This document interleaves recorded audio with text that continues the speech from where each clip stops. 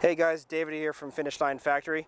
Just coming back at you again with a new car. This is from Autosport Group in Delray Beach. It's a 2007 Jaguar XK. This has a 4.2 liter 300 horsepower V8. Good for a 0 to 60 time of 5.5 seconds, 5.4 if you have the coupe. You got 18-inch tires and 18-inch wheels. Looks like they got 2 piston brakes in the rear and single piston in. Well, no, 2 piston in the front, single piston in the rear. This is a neat little sports car from Jaguar. Later models were able to get about, I think they had 385 horsepower with the larger V8. But these, you don't really buy these cars for speed necessarily. For that, you would probably get an XKR or something with a supercharged V8. You buy this car for its styling, and look at this thing, it's just beautiful. I think back when this car came out, Jaguar was kind of used maybe like a little bit of a marine inspiration. It styled a little like a fish. You can see that in the headlights and the grille.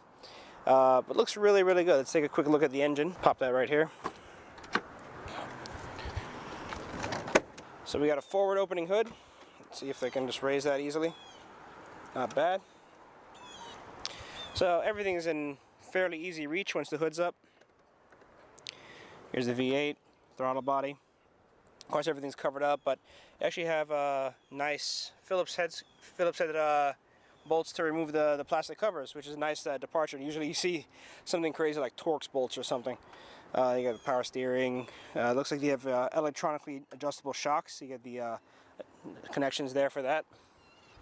What else do we have going on? It looks good with the hood up too. Like a nice classic. There you go.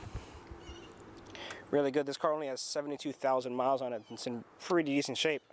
So we go ahead and close the hood. Did I get it? Yep. All right. And before I pop into the interior, I'll take a quick look at the trunk space. Now, given that this is the convertible model, I expect that, there it is. I expect that there might not be that much trunk space. But hey, you know, you gotta see what you got. Yep, that's it. That's all you get. I mean, you have a little bit of under trunk space, but you know, this might be okay for some golf clubs. You know, maybe a couple of groceries, a shoe box, but you know, don't expect to be stacking up a lot of stuff in here. But no biggie. Just close that right there. Actually, here's what's a little funny. It's mandated that all cars have this little pull tab here to release the trunk in case you get, you know, somebody gets locked in here, or if you're trying to kidnap somebody. But I really don't think you could fit anybody in here. Maybe a small child. Huh. Let's go ahead and close that. All right. And let me take the camera off of the monopod, and we'll take a quick look at the interior. All right, we're going in. So, nice, easy entrance, especially if you're, especially if the roof's already off. So, I got the key here. Let's go ahead and get that out of here. It's finally a nice, decent day. It's not too hot, so I'm gonna leave the top down. But yeah, you got the lock, unlock. Looks like to show the flashers. Pop a trunk, emergency. You know, simple key, but it looks nice. It looks good. So drop that there. Then put the seatbelt on. You know, safety first. All right.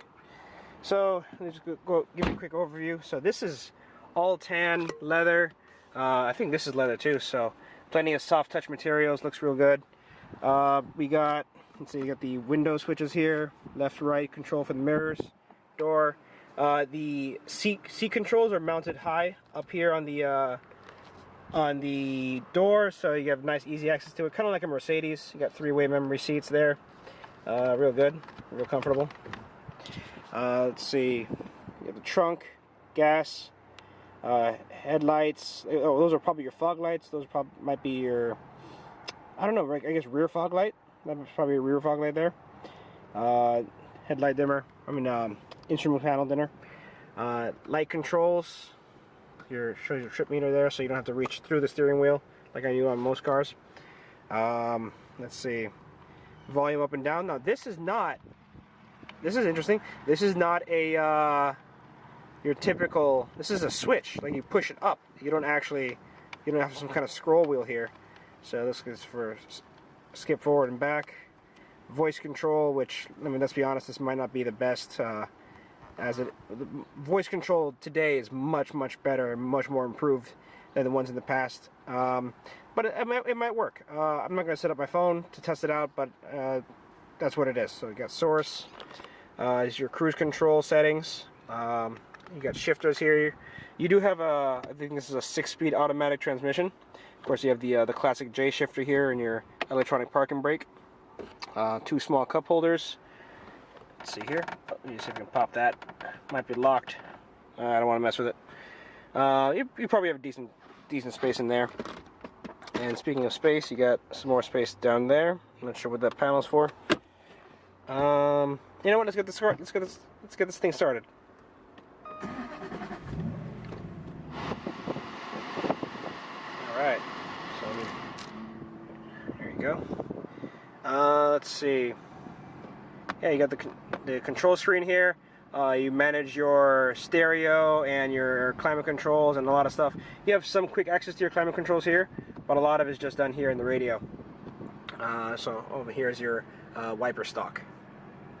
And oh, you do have a small a small screen in the middle between the gauge, the speedometer and the tachometer, just for displaying things like the time, mileage, trip meter, current gear, stuff like that.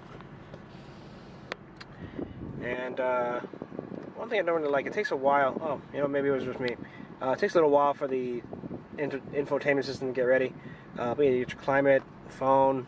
Let me see, this is a touchscreen, right? Yes, so I hit vehicle. Let me zoom in on that. Yeah, you get the trip computer, clock adjustment, vehicle settings. What can we do here? I guess parking. Mirror dip. Okay, that's pretty cool. Yeah, so when you put it in reverse, the rear view mirrors back down a little bit, so you can more precisely place the car. Security, valet mode, stuff like that. How do I move back?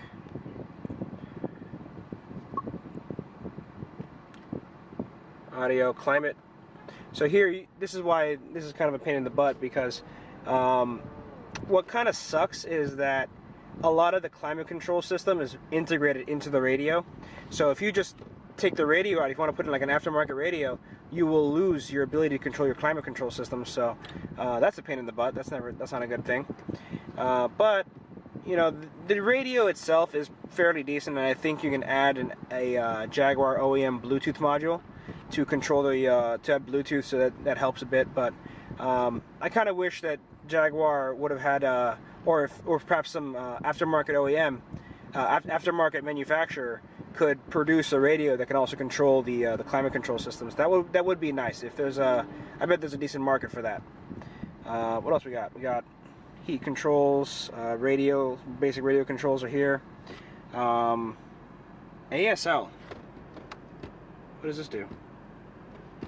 Doesn't really seem to do anything.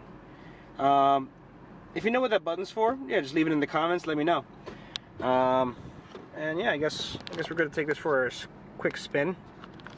So put it in drive, and we're moving.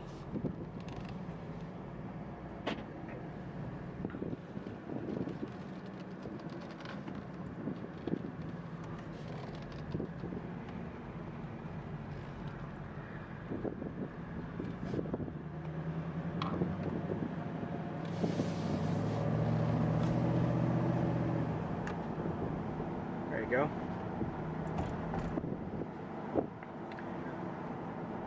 Now I'm on a relatively short road, so I can't drive quickly, but I can give it a quick little burst.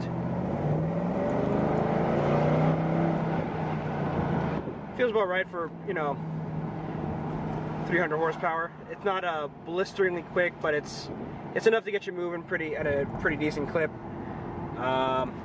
Feels kind of like maybe like a 350Z. You know, 300 horsepower, you don't have a ton of power, but it's enough to get you moving.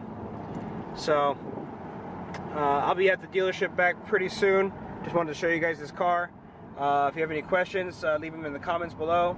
And you know what, I'm going to be, I'll also include links to the dealership as well as their phone number and contact information if you want to buy this car or see what other what other options they have available.